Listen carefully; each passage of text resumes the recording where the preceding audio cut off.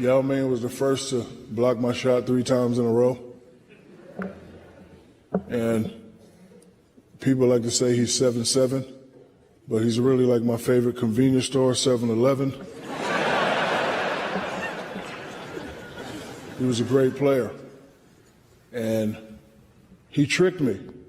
3 years, I never spoke to Yao. I thought it was a language barrier there. And in one game, he hit me with a Hakeem Olajuwon bing, bing fadeaway. And I said, hey, Yao, nice move. And he said, thanks, my brother. I said, whoa. You speak English? He's like, Shaq, you never talk to me. Of course I speak English. Phil Jackson is, to me, he's a professional Dean Smith. You know, he challenged me mentally, not just physically. You know, he understood the game, along with Tex Winter. They taught me a lot about the basketball game. Tex being the specialist, you know, I could never please Tex. And I love Tex. Tex is not here, but, you know, I know he's here in spirit. He is. I can remember a game coming off the basketball court, and we were down, I don't know, 5 to 10 points, and I go off about 25 points, and we come back and win the game. And we're walking off the floor, and Tex looked at me and says, you know, there's no I in team. I said, Tex, it's not. It's not an I in team, but it's I in win.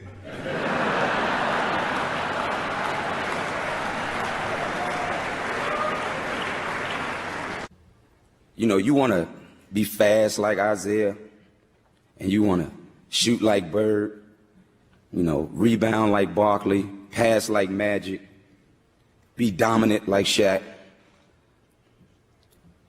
But man, I wanted to be like Mike. You know what I mean? I remember the first time I played against him, and I walked out on the court, and I looked at him, and for the first time in my life, a human being didn't look real to me. You know what I mean? Like, I don't know if y'all watch the Chappelle Show, but he talked about a certain incident where he seen somebody sing Rick James, and like I literally seen his aura, like it looked like he was glowing. And I'm sitting there and I'm saying to myself, like, man, that's Mike. And I'm looking at him.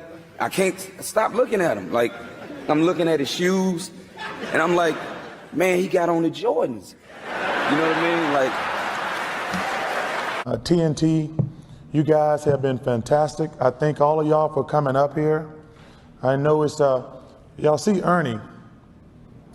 You know, Ernie's been going cancer treatment. I really appreciate him coming up here. No, I do.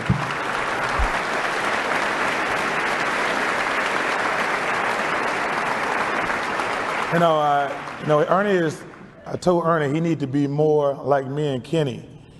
And I said, well, it's best you go bald, because I'm not sure you want to be black. You know, so he's going with the bald thing right now.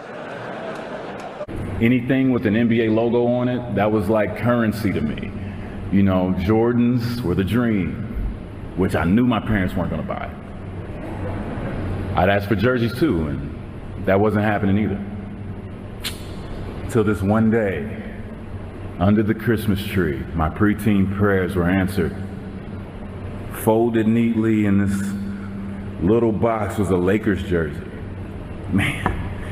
And you know, as I'm taking it out, I'm just so excited. I'm like, man, is it Magic?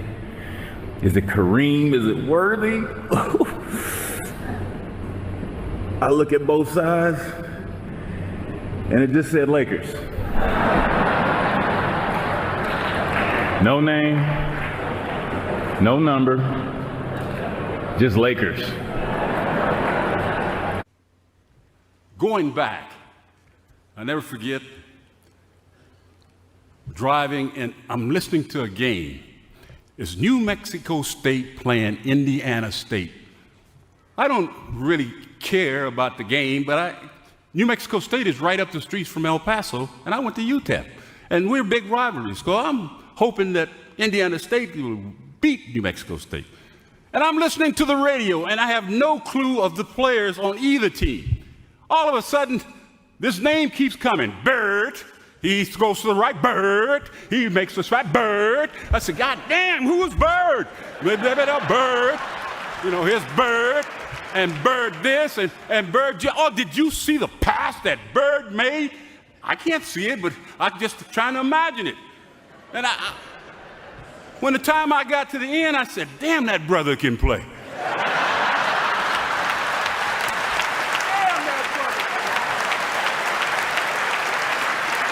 Hey, let me tell you something.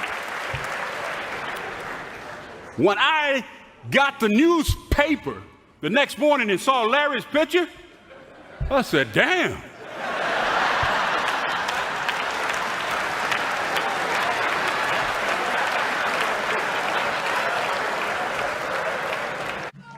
Other coaches that I had,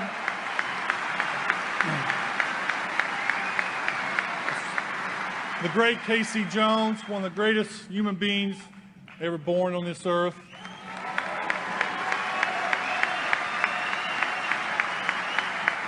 Feel so lucky and honored to play for him. I can remember in LA in the Game 5 of the championship series, we was out there, and we were down by 2 or 3 points at halftime, and we come out to warm up before we started the third quarter, and KC come walking out, and he called me over. He said, Larry, he said, I hate to tell you this. He said, there's been a death threat on your life.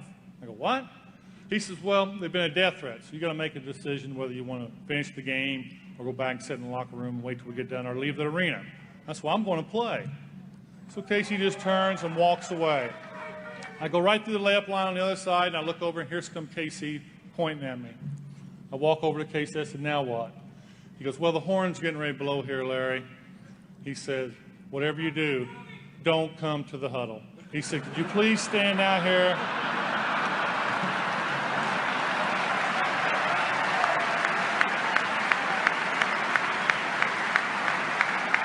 He said, could you please stand out here at center court? He said, you never know, the guy might be a bad shot. So just when the horn blows, I walk over to KC.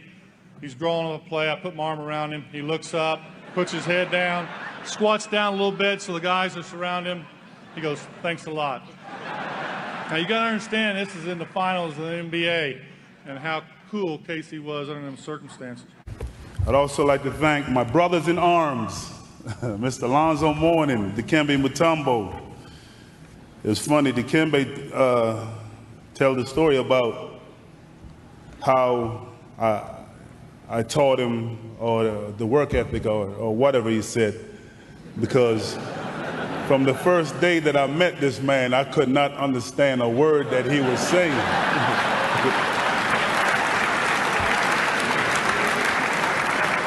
As a basketball player, I was one of the most blessed players on the planet. I played against some of the best athletes in the world. A great athlete not only has great teammates, but also great opponents. A great opponent pushed us forward. A great opponent like Shaquille O'Neal.